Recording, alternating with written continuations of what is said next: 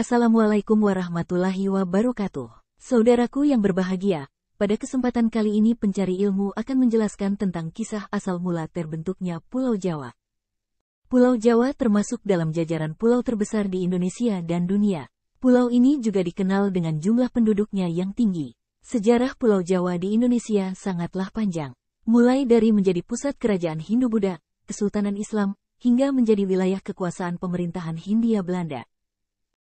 Sebelum semua peristiwa bersejarah itu terjadi di Pulau Jawa, pulau ini sudah terbentuk akibat peristiwa vulkanik dan tektonik akibat tumbukan dua lempeng besar, yakni lempeng Indo-Australia dengan lempeng benua Eurasia.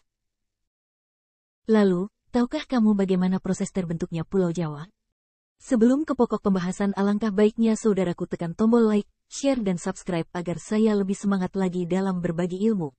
Terima kasih, selamat menyimak. Terbentuk sejak puluhan juta tahun yang lalu.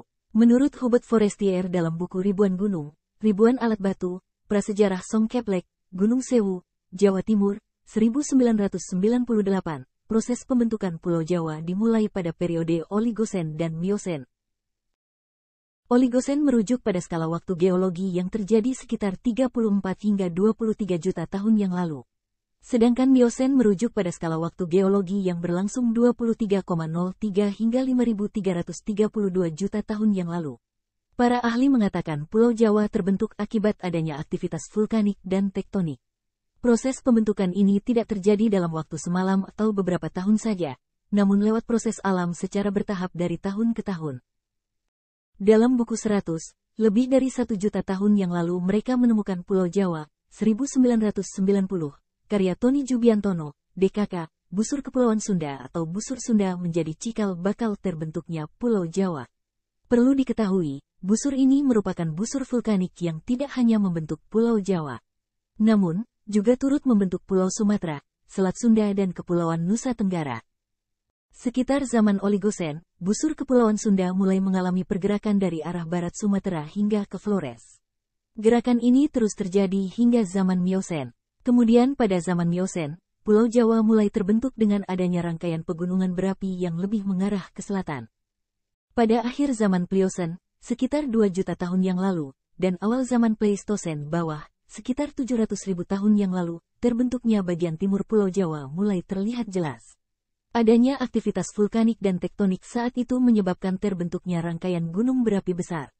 Bahkan tidak sedikit gunung berapi tersebut masih aktif hingga saat ini. Tidak hanya membentuk rangkaian pegunungan berapi, aktivitas vulkanik dan tektonik tersebut juga mengakibatkan munculnya perbukitan, yang hingga saat ini menjadi salah satu ciri umum pemandangan alam di Pulau Jawa. Pulau Jawa dan Sumatera. Dilansir Kompas.com, para ahli mengatakan jika Pulau Jawa, Pulau Sumatera, serta Pulau Kalimantan dulunya menyatu dan membentuk daratan Sunda besar. Terpisahnya Pulau Jawa dan Pulau Sumatera terjadi karena adanya aktivitas pergerakan lempeng bumi. Namun, tidak sedikit pula yang mengatakan jika Pulau Jawa dan Pulau Sumatera terpisah akibat letusan Gunung Krakatau yang maha dahsyat. Anggapan ini mengacu pada Pustaka Raja Purwa yang ditulis Ronggowarsito pada 1869. Dalam pustaka tersebut, diceritakan jika letusan Gunung Kapi atau yang diidentifikasi sebagai Gunung Krakatau telah membuat daratan Pulau Jawa dan Pulau Sumatera terpisah. Namun, hingga saat ini isi pustaka tersebut masih menyimpan tanda tanya besar.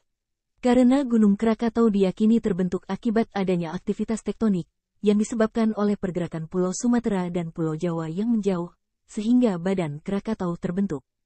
Adanya tumbukan lempeng Indo-Australia dan Eurasia menyebabkan Pulau Sumatera dan Pulau Jawa bergerak ke arah yang berbeda dengan kecepatan tertentu. Hasilnya Pulau Sumatera mengalami pergerakan ke arah utara dan meninggalkan Pulau Jawa. Demikianlah cerita kisah terbentuknya Pulau Jawa. Semoga bermanfaat. Jangan lupa like, share dan subscribe agar saya lebih semangat lagi dalam berbagi ilmu. Terima kasih. Wassalam.